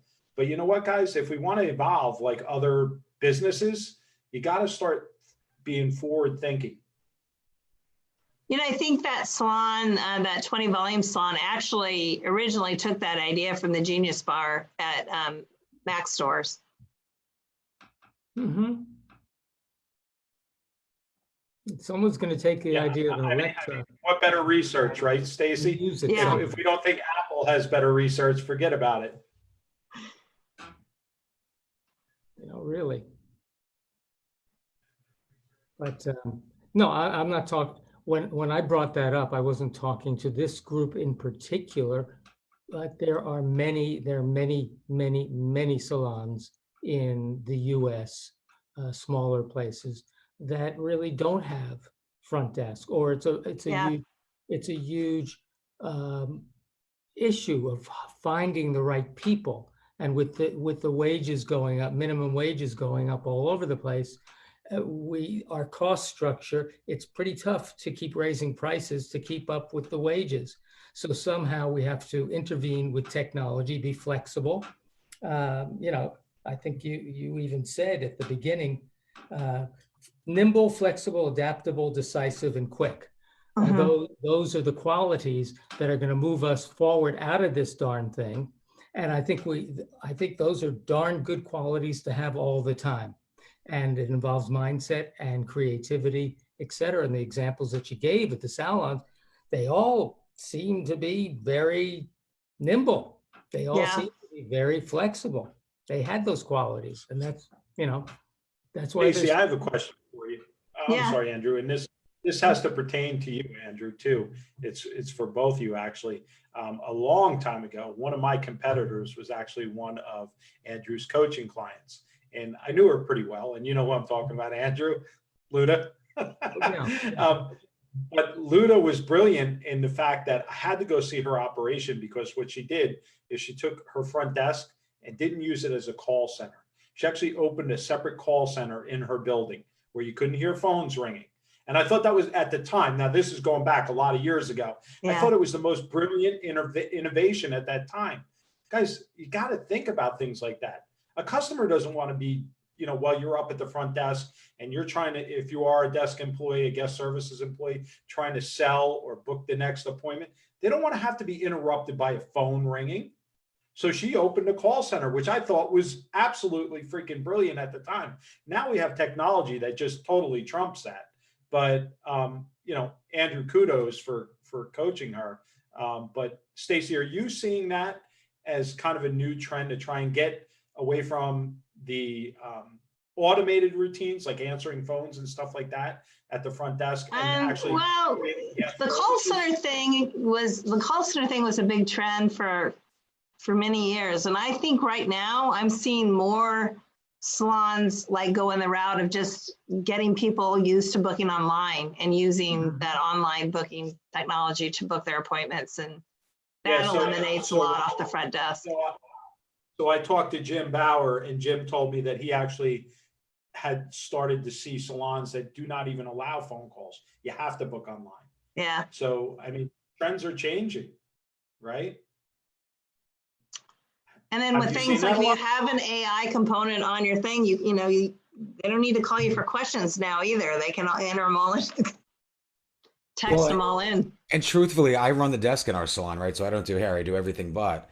So what's interesting is that we have really high rebooking rates. That's one of the things that we champion our staff behind. So we're probably about 80% rebook as they walk out. The 20% that's left, so okay, a college kid that's only in town once in a while, somebody's kid, a husband that's bad booker. So you eliminate a bunch of that. So say maybe that's another 10%. The other 10% are just people that are a pain in the ass. So Yeah. sorry, I hope there's no clients on here, but if you're in that 10%, you're the one that doesn't book, that needs to call last minute, that just forgot that your daughter was going to get married tomorrow, but you need a full highlight and it's Saturday and we're usually booked 2 weeks in advance overall. So sometimes eliminating it, or the questions that come in. If I knew what you wanted to ask me, we deal a lot with allergies because of the natural products we use. If I knew in advance, I'd be able to be ready and answer it. I get thrown a boomerang all day long and it hits me the first time, goes around me, and hits me again. So at least the AI I think is great.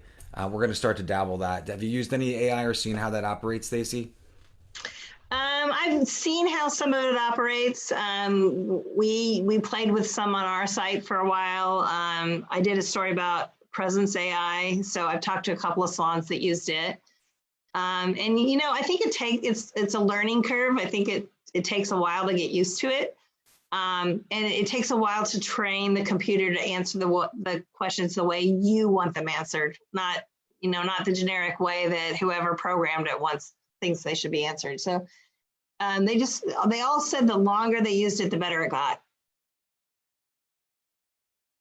So we're getting a lot of stuff about online booking, and I'll give you my 2 cents on it, gang, before Stacey does and James does. But with regard to online booking, you got to flag the clients that are new for online booking. The ones you have already, teach them how to use the online booking. The new clients, you're going to have to flag them in a certain color so that somebody, whether it's your concierge, your desk, your guest services, calls them to make sure they book properly. Okay, that's the way to run online booking. You have to teach the clients to use it. It's a learning process, but once you do, you're going to free up a lot of time for your guest services staff. Well, a lot of some of the softwares can distinguish, the client and how that service provider wants their service booked too. So once they've been in there, they will rebook them the same way.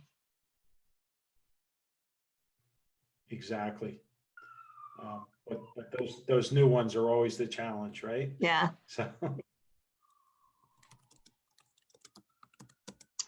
really, I guess you should just have a new client concierge, like somebody who handles the new clients' relationships all the way through. I love it because we had Elaine Curtis the other night, who is specifically does millions of dollars in wedding business on a regular basis. And obviously that's a different focus. There's a lot of concierge service with regard to that, right? You're a coordinator more than anything. So guys, take all these ideas you're learning right now and put them all together. Just like when you learn a haircut, you don't copy the haircut, you make it part of your tools.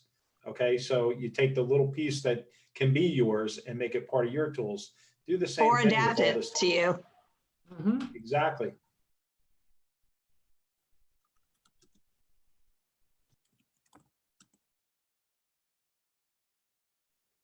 A lot of the same things that are sort of being hashed out, Stacey. But somebody wanted to know if you could speak to the salons that don't have a desk. How does that affect their retail numbers? They actually go up.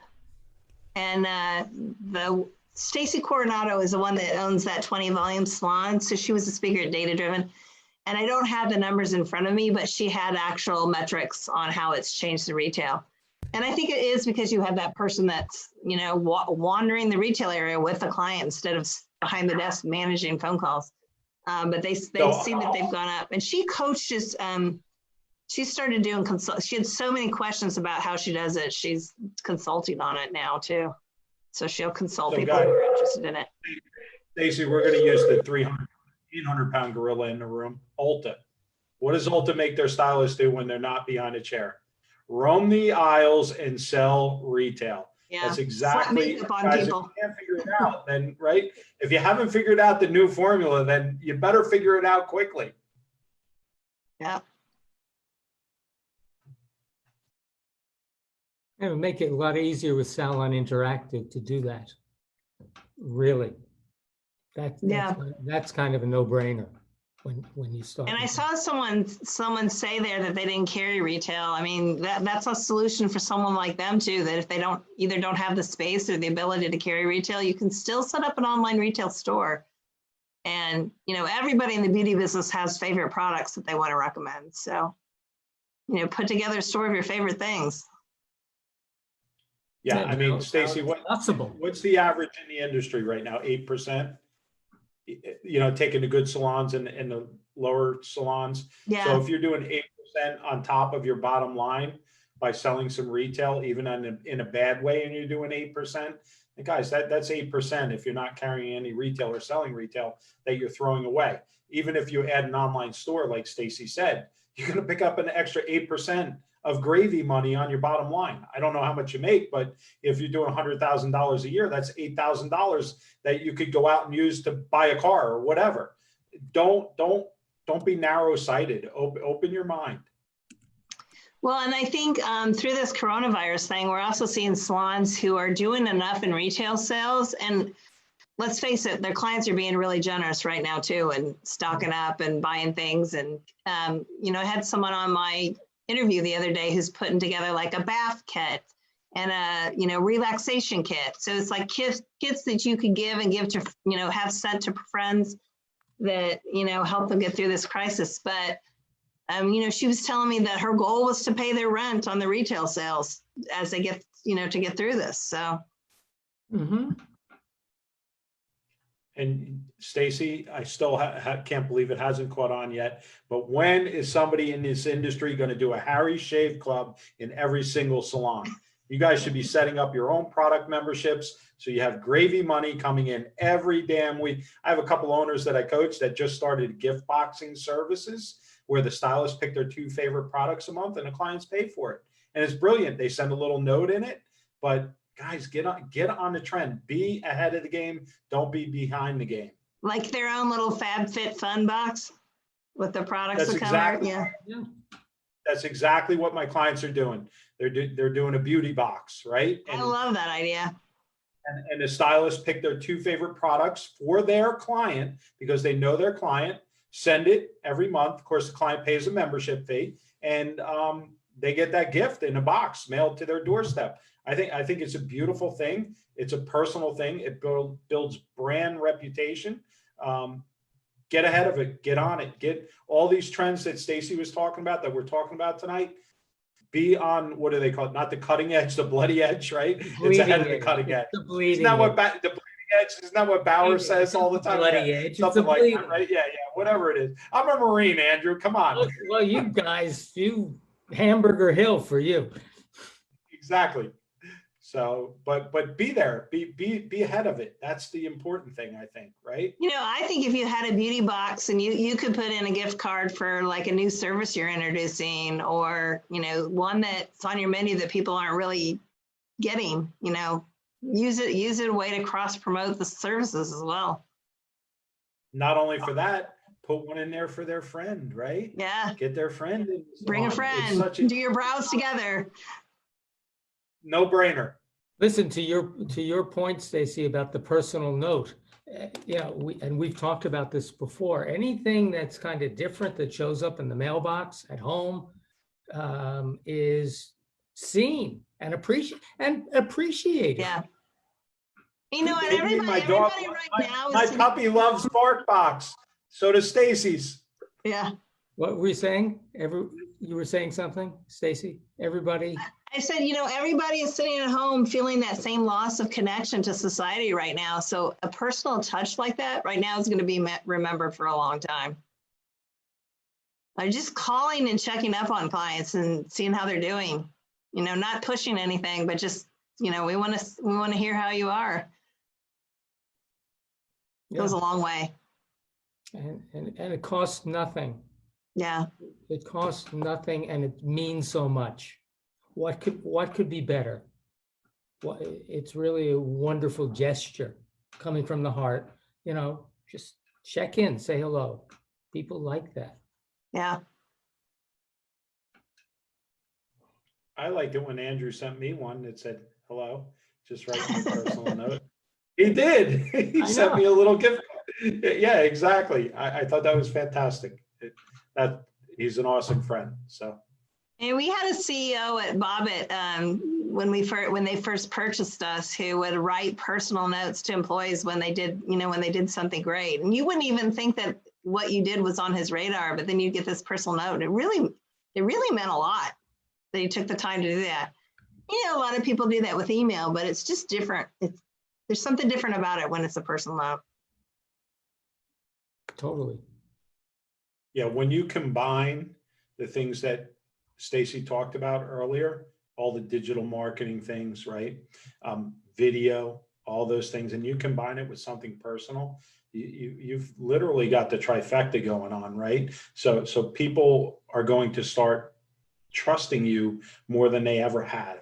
You're going to be in their heart, their mind, their soul, and they're going to remain a client, or if they're a new client, they're going to figure out a reason why they should continue to be a client. So that's what it is. It's multi-channel marketing.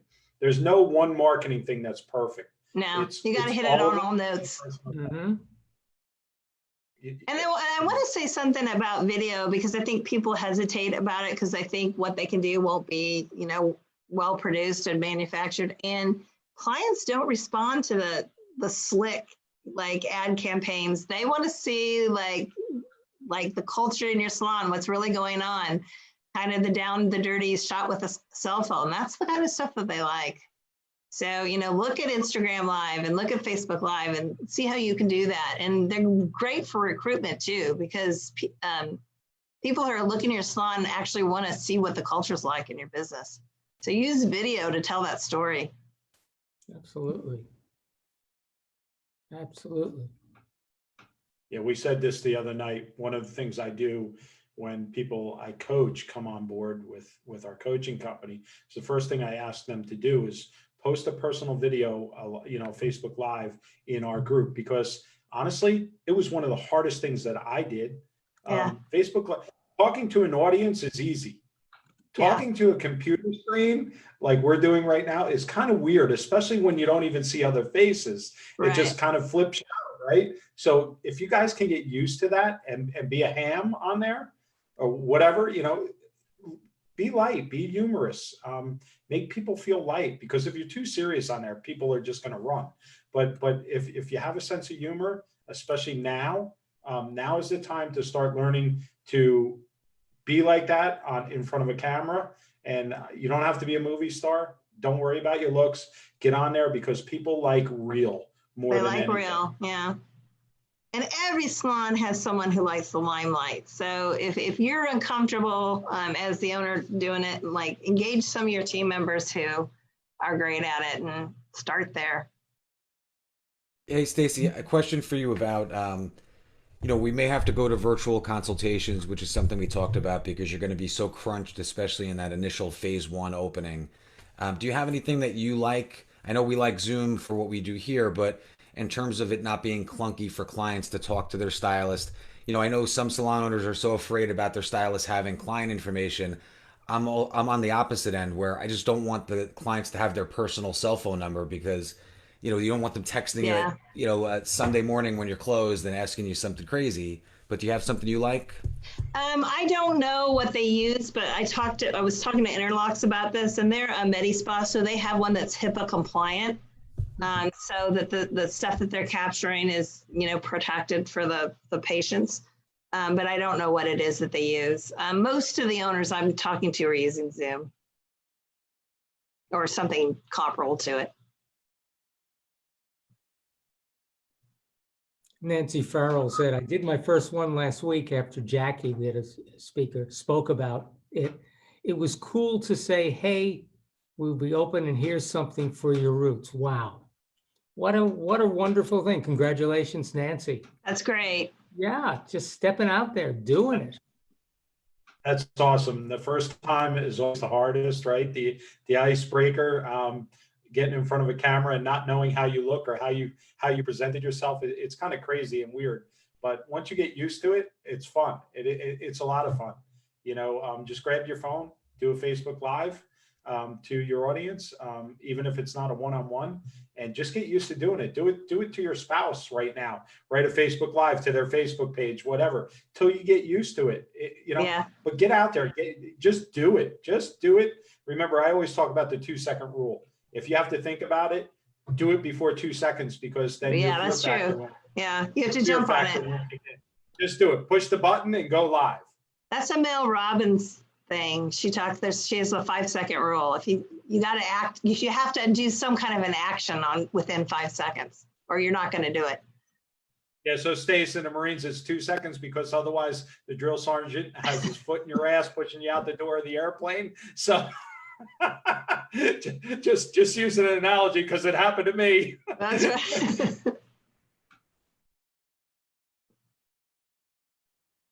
What else do we have there, James? A lot of people saying that they tried to do the videos and they were easier than they thought. A lot of questions about software, specifically Salon Ninja. So if you guys weren't on the call last night, go back and watch the YouTube. We kind of had our whole of our lines crossed. So we thought Stacey was going to be on last night, so we did a little talk about it. And then Derek, I think Friday is going to do memberships, which obviously coordinates with some of that. But yeah, a lot of people are very excited, Stacey. And usually when we talk technology, they don't seem to get as excited as you made them. So we will have to take some pointers from you. Well, I took the approach of integrating as many salon stories in there as I could, because I think it's the human aspect of tech and how tech people are using technology that's interesting. Wow. That's the message. Look, The human that's message. the message. Yeah. That's the message. Yeah. And How everyone can we here use can do it. How can we use technology to still build trust, right? A lot of people, the old technology, sometimes we didn't think about the trust factor, how we come across as being a human being. It was like a bot talking to us, and everybody caught on quickly. As a matter of fact, we were just talking about it, Stacey, and I got to ask you this question. Facebook just changed the rules that you can't do the bots anymore. You have to communicate within 24 hours. So our platform, we're trying to build a text messaging bot. It's almost finished already. So we took it out of Facebook's hands to be actual phone text messages to create an AI experience, and that'll be done very soon. But if you don't make it personal, I think that's the biggest lapse in technology. Yeah.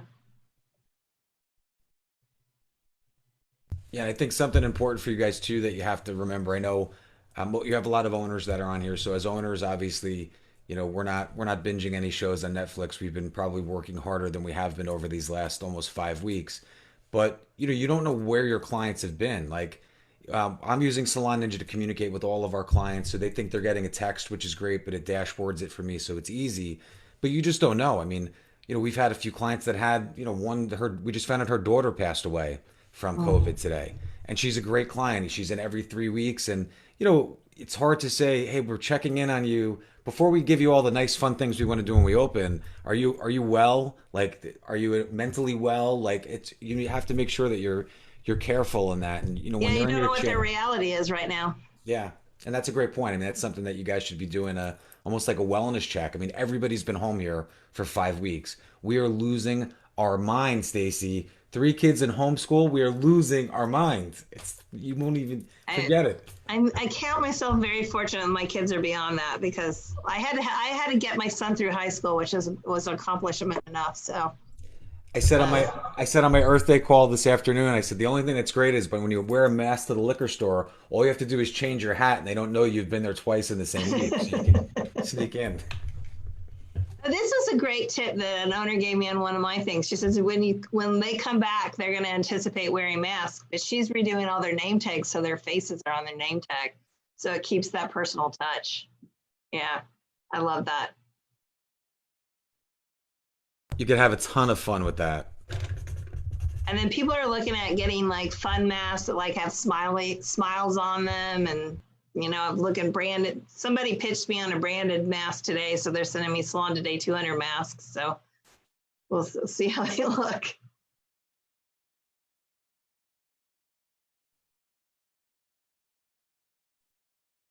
I'm just checking Facebook if any other questions came in. Lots of thank yous.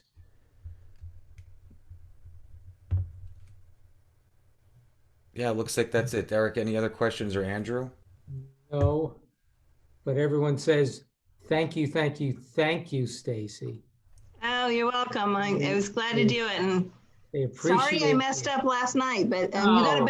you got a better presentation for it because I was working on it all day. So got a dynamite presentation. You're the best. It's Groundhog Day. Don't worry about it.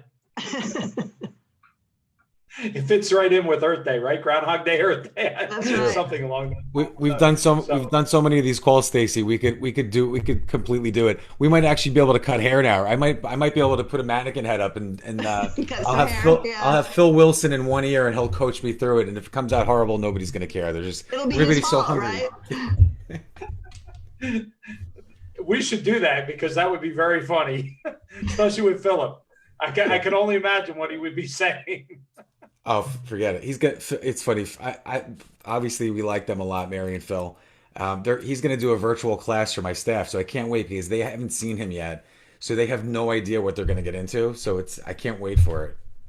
Oh, you have to get a mannequin head and stand and go through it too. And do it It would be too. like Beth. It would be like Beth and Vivian the other day. Yeah. Listen, my daughter's 11. My wife ordered her a pair of scissors. She's like, if I'm going to have to train somebody, I might as well train somebody that knows nothing because, usually when you get an assistant at a beauty school, unfortunately, they need to be taught anyway. So she's going to use her as her tackling dummy. We just have to figure out if you're under 18, does it matter if you don't have your license or you're sort of, it's like your working papers. Do you really need a license if you're under 18 or can you just skate by until you're allowed to get your GED is like a disqualifier? Listen, We'll get her barbicide certified, James, it's New Jersey. We have one inspector for the whole state, one of the most populated states. Come on. Well, and sorry, I just have to throw this in for any of our other New Jerseyans. I found out that State Board closed on March 9th, right? Like by the order of the governor because they work for the Division of Consumer Affairs. We closed on the 14th on our own, and then they closed us on the 19th. So I don't know. It's just no message, no, hey, we're closing because we're mandated. I mean, it's been abysmal. Well, James, hats off to Rudy. Stacey. Rudy is the only inspector in New Jersey. He's like 80 years old. Let's get Rudy on. Maybe we could find Rudy. Let's get him on the show. We should. That would be pretty damn fun. Actually, it's a great idea. It is. I do have something to say about technology and being closed because I go to a couple of different salons, so I'm not outing anybody here because I patronize a few. But one of my salons, sent me a message last week that, on my appointment tomorrow, we're looking forward to seeing your appointment tomorrow. And I'm like, really? Because you're closed and I know it. So why are you sending me this message? But that, there are probably clients out there that don't realize the salons are closed and, see that message and they're going in for their appointment just to be. So I think you have to check what your technology is sending to people right now and put a stop to it because those auto messages are not making sense to people. Yeah. Nope. That's where technology fails, right? We've got to be Yeah. in front of technology, make sure that it sounds like it's us and acts like it is us. Right. So anyway, Stacey, absolute pleasure to have you on tonight. Thank you so much. And Thank you so it's much. great catching up with you. Andrew and I, we haven't seen you in, Andrew, what's that, 2 years? Is it 2 years now? Close to 3 years. Yeah. Yeah. Florida, year and a half, 2 years. Yeah.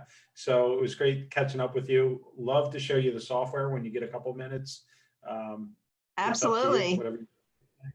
Yeah. So very exciting stuff. And James, thank you for your production. Always a pleasure. Stacey, again, just thank you. And thank you Thanks. all Thank owners. you. I had fun with it. Thank you. Thanks. Bye. Thanks, Stacey. Everybody have a great evening, and we will see you tomorrow night. Tomorrow Good night, night. guys. I'll see you tomorrow. Bye-bye. Thanks, Stacey. Bye now.